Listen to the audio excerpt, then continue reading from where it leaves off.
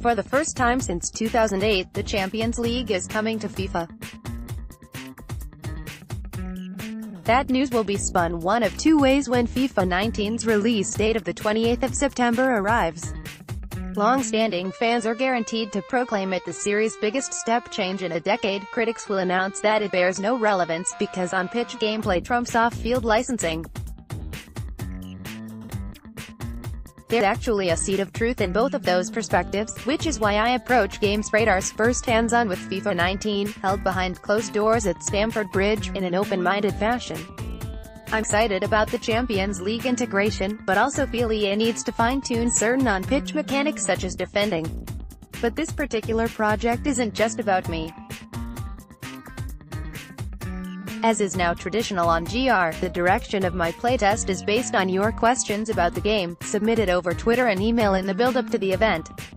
Here, then, is what I learned during an afternoon of non-stop FIFA 19. What's the biggest change this year? It's a whole new ballgame, right? Andrew Kraft, brace yourself if you've spent the last 12 months panning EA and all who sail on her. Ready? There is no epic-defining transformation in FIFA 19. Traditionally, early hours with a new FIFA are spent bemoaning everything that's different and denouncing it as broken. This edition is different. There's a familiarity from the outset, with most of the fundamentals very similar to last year. First touches feel more delicate and through balls are a touch more effective, particularly diagonals and behind a fullback, but those who enjoyed FIFA 18 will be reassured by the developer's evolution rather than revolution approach. There is hope for those who didn't, too. Sustained play demonstrates upgrades to the engine which, while subtle, are highly promising. The one which will interest elite gamers is timed finishing. Holding down the shoot button and tapping it again as your player strikes the ball triggers an attempt at a timed finish. Get the timing right and you're rewarded with extra accuracy and swerve. Get the timing wrong and, let's just say I unleash one Fernandinho effort which almost obliterates the corner flag, I'd pinpoint tweaks to physicality as the element which improves the game most. Take 50-50 challenges. In previous games the first player to win a loose ball would gain control, and it was maddening to see a midfielder bounce off an invisible force field when a split second late to that tackle. Now players truly throw themselves into 50-50s with gusto, and the resulting contextual animations deliver all manner of results. Sometimes you come away with the ball, others, particularly if you're, say, Christian Eriksen butting against Romelu Lukaku, see you launched onto your backside. It delivers variety and the sense that you could regain possession at any moment, long lost from recent FIFA.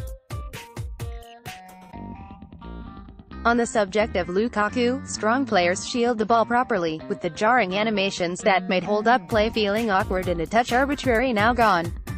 That works both ways, too. As Vincent Kompany I'm able to hold off Marcus Rashford by the corner flag while waiting for Kyle Walker to drop back for a pass, the United man's absurd speed momentarily nullified. Big thumbs up, then, for the physicality tweaks. Have the god-awful defending mechanics from FIFA 18 been changed?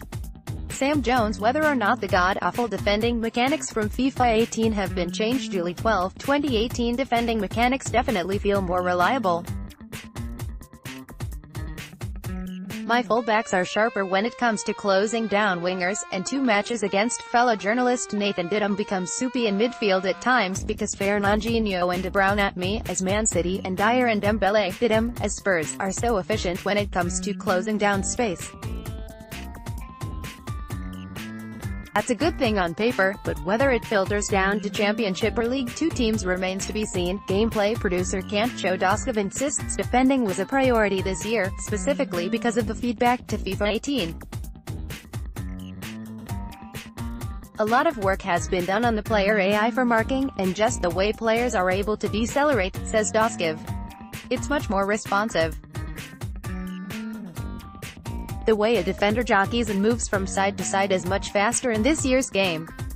In FIFA 18, people felt it was difficult to apply pressure. Pro players kept telling us they couldn't win the ball back. They felt their defenders were too slow to turn. So we've addressed that issue. You can counter a high possession team by being more agile when actually controlling a player. Are star players still overpowered? I've not played FIFA 18 much because it seems they get better while defenders' ability to deal with them gets worse. Fran Harvey no played 18 much, mostly due to the overpowered star players. Seems they get better but GK, defenders' ability to deal with them gets worse. July 15, 2018. Well, yes. Perfectly nailed that new precision shooting mechanic with Ronaldo, Messi or Neymar and they find the corner almost every time. That's not to say their every shot goes in. I see Roman Berkey and David De Gea pull off miracle low saves too, but the very best still play like the very best, and are difficult to contain. New skill moves only add to that toughness from a defensive standpoint. For instance, click R3 while dribbling on your player flicks the ball up to himself, enabling you to launch an unassisted volley. The move is so effective right now that I predict it'll be one of the first things toned down in a patch. Balance is important, so I've no wish to present a defense on EA's behalf, but you can understand the developer making sure FIFA 19's headliners offer the most fun from an attacking standpoint. Still, I put it to Daskov that his game needs to play just as enjoyably, and realistically, if you're controlling Exeter City against Plymouth Argyle as it does when pitching Barca against Real, the way we differentiate between players within those teams is through attributes, he replies. For bigger teams, players are able to make actions quicker, or more accurately. So we make sure a team like Plymouth Argyle can still pass the ball around, obviously not as quickly or as precisely as Real Madrid, but in a way that the game still feels fun. We do make sure that we test those lower-skilled teams, and that you can knock the ball around and still get shots on target, and we try not to go too crazy with the amount of player error that goes on. We've done a lot of work this year on that. It's not all about skills, though of course the better teams offer more variety in that area. Are the faces finally up to par with PES, or do they all still have that cold, dead look? Dan Welch. Are the faces finally up to par with PES, or do they all still have that cold, dead look? July 15, 2018. As with most other years, there's been a slight sprucing up where graphics are concerned, but player faces largely look the same as they have done throughout this console generation. If you prefer those found in Pro Evo, there's nothing here to convince you that FIFAs are superior. I do note some new official likenesses, though, and have listed them below.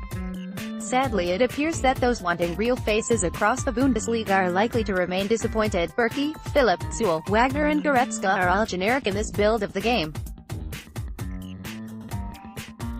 Here are the new starheads I do spot. Serge Aurier, Tottenham Hotspur; Davinson Sanchez, Tottenham Hotspur; Juan Foyth, Tottenham Hotspur; Toshin Oakley-Booth, Tottenham Hotspur; Anthony Georgiou, Tottenham Hotspur; Jan Oblak, Atletico Madrid; Jose Maria Jimenez, Atletico Madrid; Angel Correa, Atletico Madrid; Saul, Atletico Madrid; Willier Spring 'em at 1 and give us referee mode. Connor McLean. Willier Spring 'em at 1 and give us referee mode. July 15, 2018. There's no referee mode, and there likely never will be, but your question does raise the controversial scepter of VAR. It's truly here to stay after a reasonably successful World Cup trial, and the last notable real-life officiating improvement, goal line technology, was added to FIFA with impressive swiftness.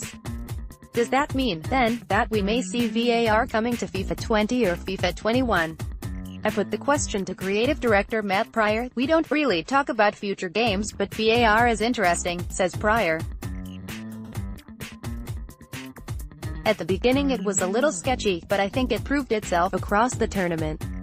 FIFA just needs to iron out the kinks. I'm for it in real football, because as a fan there's nothing worse than going out to a bad decision, and if VAR can reduce that, then it's for the benefit of the game. With regards to the video game, we'll see how it levels out. If it becomes part of the fabric of football, it might be something we want to introduce.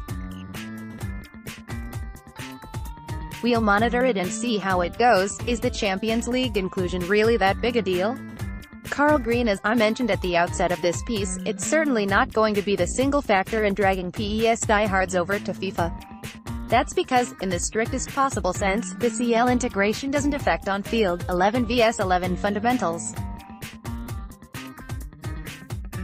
It most definitely influences presentation and atmosphere though, and as someone who's spent more than a decade evangelizing MLB The Show for its incredible off-field depth, that's a big deal for me personally.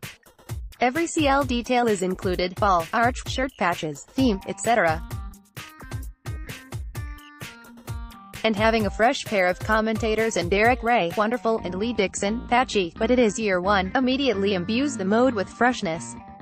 There's a sense of grandeur which makes you feel like CL matches are special, even if your button presses and AI behavior on both sides change little. It's neatly incorporated across the game, too. The Champions League plays a focal point in Alex Hunter's third and final installment of the journey, is included in career mode, with accurate qualification rules depending on the domestic competition you're playing in. It exists as its own, completely customizable mode, and it will be in Ultimate Team in some form, even though FUT plays no part in this first hands-on.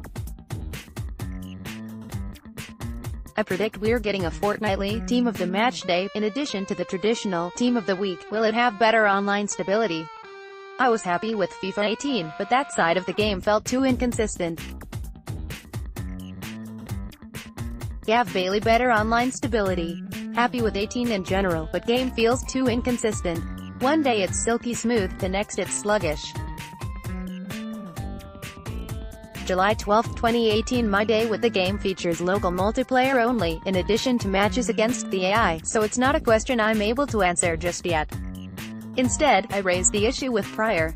I think we have one of the highest stability rates of online gaming across the industry, he responds. But obviously, we want to continually improve that and get as close to a 100% stability rate as possible. It's one of those things where you notice when it doesn't work, and, at those times, it can feel worse than it actually is. You might have 2 months without a problem, but then, get frustrated when one arises. We are player first. We want the best experience for all our consumers, and online experience is a fundamental part of that, and it is frustrating when things don't work, and I share that frustration. It'll continue to be a huge area of focus for us. Is there anything new in career mode? Matt CFCEA isn't taking career mode specifics at the moment, although I am shown some footage of how the Europa League crosses over into its main managerial mode. As part of the news panel you get to see clips of the draw being made, and presumably the Champions League draw will be integrated in the same way. From this glimpse, the actual layout of the mode seems identical to last year, with central panel steering you to the most notable happenings, and tabs in the top left corner enabling you to see your fixtures, squad, stats and so on. Expect more details around Gamescom in mid-August. What changes have they made to pro clubs? Has anything changed in Ultimate Team repurchases? Josh Challey changes to career mode.